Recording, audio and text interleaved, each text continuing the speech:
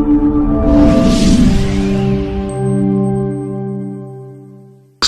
designate KRA as a collecting agent. Now, where we are going to as a county is to strengthen and to have the system as a Nairobi County system. That is, it is our system. We're in talks with the national government because KRA is an agent of the national government and other entities to make sure that we have our own system in Nairobi County, that we host our system. Of course, we can have certain redundancies in terms of hosting, and we're talking to Konza. They have a huge space for servers that government institutions are not using. Safaricom also can help you host in the cloud. So that counties, after 10 years, counties should have built the capacity of owning the revenue system. Those that have been paying commissions, maybe Jumbo Pay and whatnot, by now you should be able to own that system. So what is your system? And you don't talk about a percentage of a commission. So KRA does not collect for us anymore. That is what the point I'm making. KRA does not collect for us. We have staff who are there who have now been seconded to Nairobi County Government. Now they are now staff of Nairobi County Government. They are working with us. The County Assembly passed Nairobi Revenue Authority.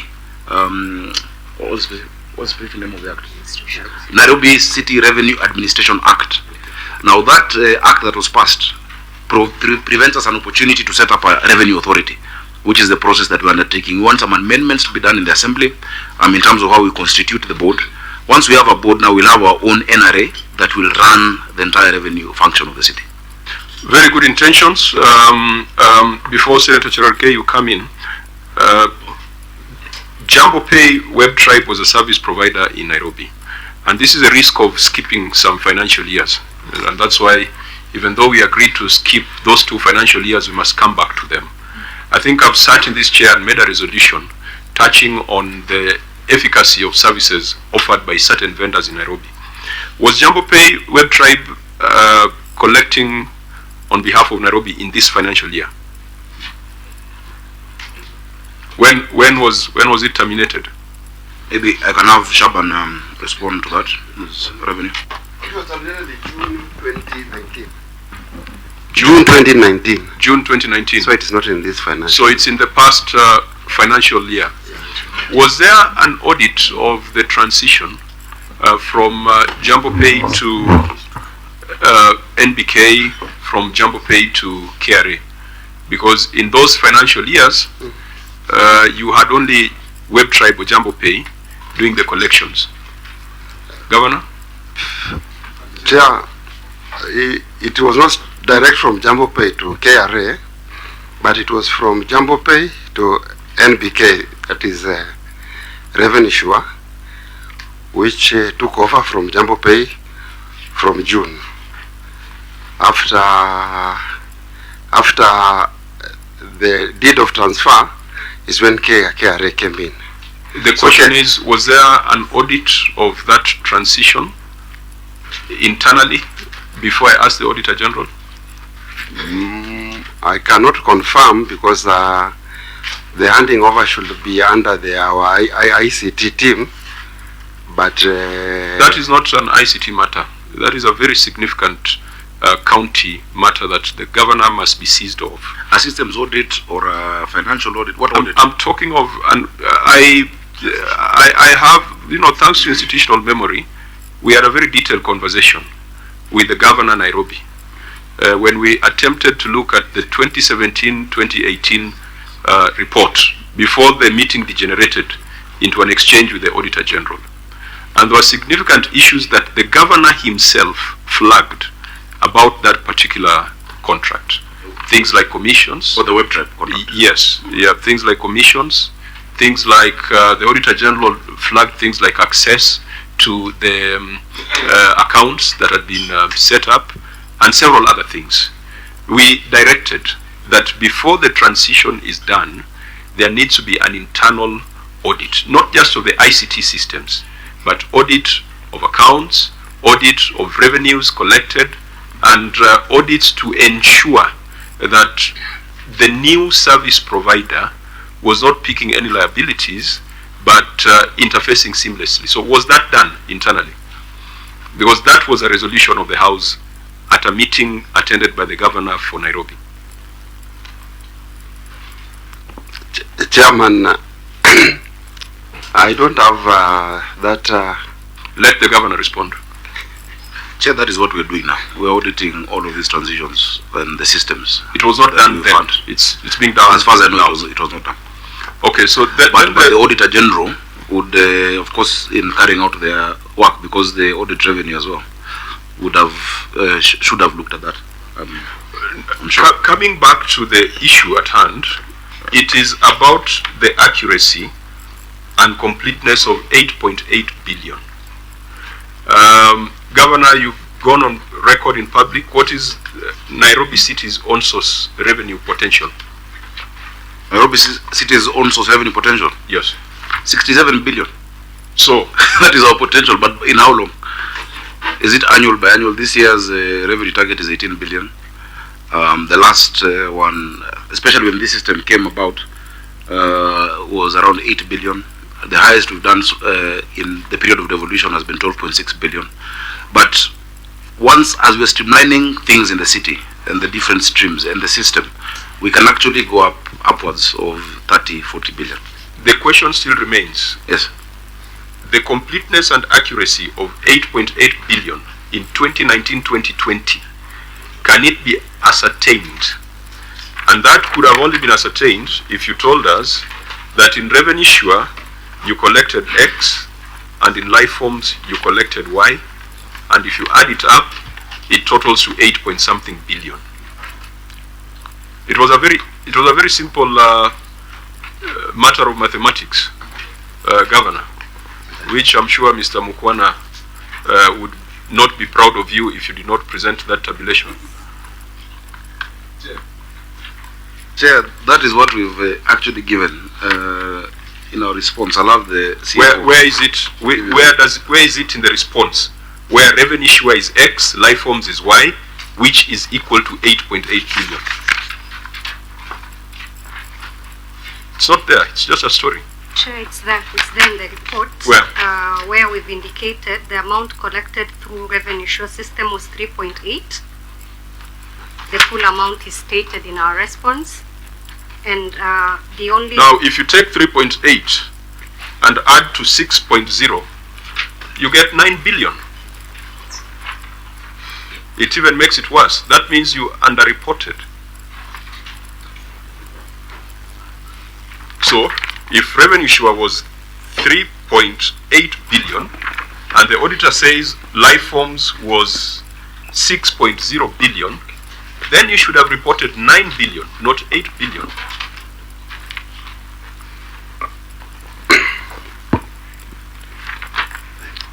Yeah. Maybe I can have Chair. And please refer to what's written, the written response. Don't tell us a story. Yeah. Refer to the written response. Yeah, from the written response is that NRS or revenue share had some revenues which reflected in life form. It was partially integrated, but not all transactions were reflected in life form. So the breakdown is there showing the amount which was collected through NBK, that is revenue share, which was uploaded in NBK, and the amount which was not uploaded in life form, giving it the total amount collected. Auditor General? Chair. Maybe let's bounce it off the Auditor General. Thank you, Chair. Through Chair, the reason as to why we say that we cannot guide the committee or give an opinion on this amount of 2.7 billion from NBK because of lack of those records. Until we get the records and the correspondence between NBK and the county government of Nairobi, that is the only time we may be able to give an opinion here and guide the committee accordingly. Members, this is the second issue we are talking about, lack of records. Just a quick question. Senator Cherake. So that I don't lose, Governor, I ask you, when life form and all these others are closed because we have transited, you say there was liabilities. How much liability or how much money the how much money these systems owe you? Number one, is it part, how much they owe these systems that you are closing to transit to another one, how much you owe them? And then number two, as part of, is it part of the pending bills, and how much is the pending bills in Nairobi City, of course outside NMS? And finally, you have said that KRA was designated, yet you are saying Nairobi wants to have its own NRA. So who is collecting revenue for Nairobi as at now? Is it KRA or is it Nairobi Pay, which is owned by the Nairobi City County, where you are the governor? We could, Governor, we could take Senator Methu, then Senator Sifuna. Maybe from your management response, Governor, I would have been interested to know why then transactions amounting to 2.7 billion were not then uploaded into LifeForm, because that is why we are here. The variance is because it is only 1.08 billion that was uploaded, so 2.7 was not uploaded. So why? Senator Sifuna. Yeah, Chair, I understand we are still in 1920, but Governor, there is a push by Senate we are in 1920. The financial year. Yeah, you need to clarify. Sounded a bit upset. We are still in financial year 1920, Governor, but there is a desire by Senate not to be morticians to discuss things that have happened in the past. Just to build on the matters that are live, because in your response you have spoken of the new collection system. Perhaps, Governor, you clarify this for me and the others in the committee who are a bit still confused. This new system, who owns it? Number one. Number two, are there commissions being paid to anyone on that new system? You tell us the bank account that is linked to, and probably if you can shed light on the reporting mechanism of the collections.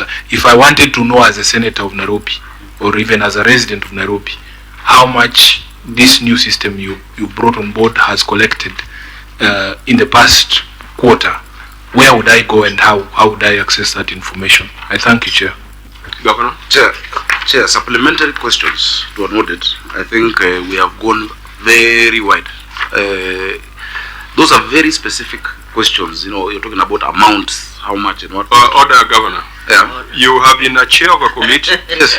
I have been a member of a committee you have chaired. That I've chaired. And if you recall, you came to Parliament when the presidential system had just begun. Yeah. But Senator Onyonka will tell you that when a cabinet secretary or a minister came on the floor and he was to address the price of fuel, he might have to address the state of insecurity in Mandera. That is parliamentary practice. Yes. And you are, I think, an expert in that. So I don't want you to tell us what we should ask or not. No, if you have a response, Yes. tell us the response. If not, just say you need time. So proceed Chair, guided in that way. It's our system, but I would request us to have a session purely on that, and I'll be glad to come, because there are more details that we'd want to go into outside this this audit. Chair, every time I've been Governor, the Yeah. simple question of who owns it, what is a commission, what is a bank account, etc. You've got a big team behind you. I don't think those are things that require cabinet meeting. Nairobi Pay is owned by the county of Nairobi. We are working with the national government in terms of certain hardware and components of the system, but it is no longer, because there was an agreement between Nairobi and KRA which expired. That agreement ended. We've not procured a private entity to collect for us. We are not paying anybody any percentage of commission. It is fully Nairobi Pay. That's the Nairobi system, Chair. The bank account that it flashes to is Cooperative Bank and Equity Bank, and those have been designated as the accounts. Every day, that amount is flashed onto our CRF at the end of the day. In the months of January, February, we've been doing an average of 80 to 100 million every day because of the system. When it's been unstable is when it has gone down, but we've been hitting such high numbers. Now, when you want the specific amounts, which is what I'm saying, then we can give you a written response that on this date, this was the amount that was collected. In terms of where a member Chair, of the just public. perhaps before you lose that thought, Yeah. before you lose that thought, Governor, I'm not asking for specifics. I just ask where I can go to find that information. The point that I need you to demonstrate a bit of clarity for me is the role of the, you said national government? Yes. We need the national government for hardware for the county. Or what did you say? You see, this system that was called NRS, that was being run when Nairobi had an agency agreement with KRA, the infrastructure of that system was set up by the national government. Remember, Nairobi's functions had been transferred through a deed of transfer and created the NMS. So the system that NMS was using with KRA as an agent is the one we have now taken, yeah, and that is how we are collaborating. But we're not paying a commission as far as I'm concerned, because then we'd have to budget for that. Now, the staff who had been handling that at KRA, some of the members of staff, especially senior staff, around 9 of them, have since been moved, or rather seconded to Nairobi for 2 years, to help now our internal team, the Nairobi team, in running the system. Now, KRA had engaged a provider, again within government, called the Joint Mapping, with the military etc. Remember, NMS was under the military. Now that is a system that we're saying we're currently using, but we're moving away from, and that's why I've mentioned the issue of looking at Safaricom, looking at just having the system owned completely. But as of now, it is all Nairobi's. There is no staff member that is not working under Nairobi, under our control and under our jurisdiction. The accounts, there were many accounts. I think there used to be so many different bank accounts that Nairobi had. We've narrowed them all down. We've closed all those. There were so many M-Pesa numbers. There were so many, and we'll get to that when we get to those years. That is what we've narrowed down, because that is what was providing a lot of leakage from our revenue. Okay, there was a query by Senator Chirarke. Yes. Can I go back? Yes. What you said I'm in 1920 now. I'm not in the financial years. Yeah, I'm in 1920. The year financial year 1920. You said you had closed this, and you said there are still some liabilities. No. How much do this? I'll give you the specifics. I don't know if anybody has. But you see, those who are being paid commissions, and that is specifically NBK. NBK was 2%. They are still owed around 300 or so million. I'll get the specifics to the committee if required. And that is what, for us, we have to have audited. I'm not just going to pay, because it is said that you owe this person this amount, you owe this person this amount. We have taken everything through a serious process of internal audit. We've also written to the Auditor General to audit for us certain elements, especially of NMS. You know, and as I've shared with my Senator and many members, NMS received 27 billion from Nairobi. But in addition to that, incurred pending bills of 16 billion in 2 years. That is an expenditure of 41B. Before any shilling is paid, they must be audited, because it is very suspicious. And that pending outstanding liability, especially at NMS, and I'm glad the Auditor General affirmed that those ones must be paid under the Executive Office of the President. The essence of a transfer of functions is to strengthen accounting. That's what Article 187 provides for. That is the true essence of transfer of functions. It cannot be that after a transfer of functions from Nairobi to the national government, then Nairobi and the people of Nairobi are left worse off than they were before the transfer. 17 billion poorer, without clarity of assets and liabilities. And so that is a process Senate again must pronounce itself, and I hope we shall have a session for that. So there's a lot of, you need to pour a mess. A lot that didn't go well that we're now trying to bring back. And I'm glad, if you look at the team I have a new team that is integrated with the team that was there. Senator Onyonka earlier asked what was the difference. I found amazing people in Nairobi County in terms of the staff. But the problem was somewhere, somewhere, it's really leadership. And leadership is what changes who you have. So that is where we are as Nairobi. And those are my answers on the system, Chair. I think we